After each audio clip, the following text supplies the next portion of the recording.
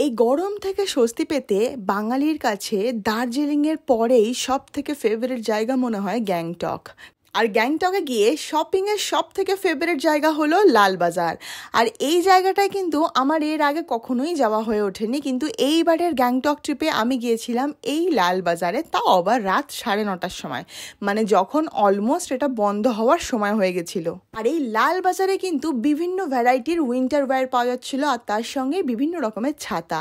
কিন্তু একটা জিনিস নোটিস করলাম, দোকানের বাইরে যে সমস্ত সোয়েটারগুলো রাখা ছিল সেগুলোর দাম 300-400 এরকম বিভিন্ন দামের ছিল, কিন্তু যখনই ওনাদেরকে এক সাইজ বড় বার করতে বলা হচ্ছে তখনই ওনাদের দামটা সেই 300-400 থেকে হয়ে যাচ্ছে 900 থেকে 1000, যে জিনিসটা আমার পার্সোনালি খুব একটা ভালো লাগেনি। কারণ স্ট্রিট শপিং করতে গিয়ে যদি আমার কোনো একটা জিনিস 1000 টাকা খরচা করতে হচ্ছে, তাহলে আমার মনে হয় সেটা অনলাইনে আমি ব্র্যান্ডেড জিনিস আর অনেক অফারে অনেক সময় কমও পাওয়া যায়, তো আমার মনে হয় সেটা অনেক বেটার। আর ঘুরতে গিয়ে এই সমস্ত জায়গা থেকে না কেনাকাটাটাই আমার মনে হয় বেশি বেটার, কারণ এখানে দাম অনেক বেশি থাকে, আর আমার পার্সোনালি গিয়েও সেটাই মনে হয়েছে।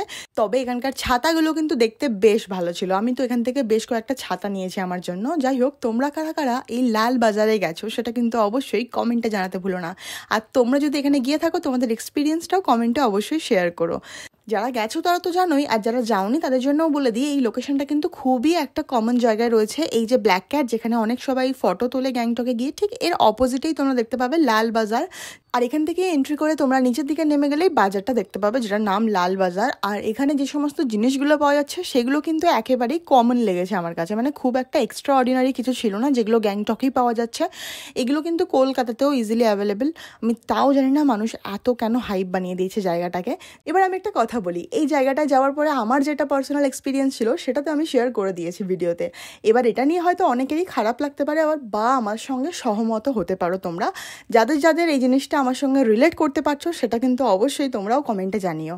আর হ্যাঁ, আমার কোনো জায়গাকে ছোট করার কোনো রকম ইচ্ছা নেই। সত্যি কথা বলতে আমার পার্সোনাল রিভিউটাই আমি শেয়ার করে থাকি, যাতে আমার ভিডিও দেখার পরে গিয়ে কেউ এখানে তাদের এক্সপেকটেশনে জল না পড়ে যায়। তাই জন্যই আমি আমার পার্সোনাল রিভিউটা দিই, একেবারে রিয়েল, যেটা চেষ্টা করি সবার হেল্প হয় আমার ভিডিওটা দেখার পরে। ভিডিওটা ভালো লেগে থাকলে কিন্তু অবশ্যই লাইক করে দিও। দেখা হবে নেক্সট একটা ভিডিওতে। আজকের মতো এইটুকুই, টাটা।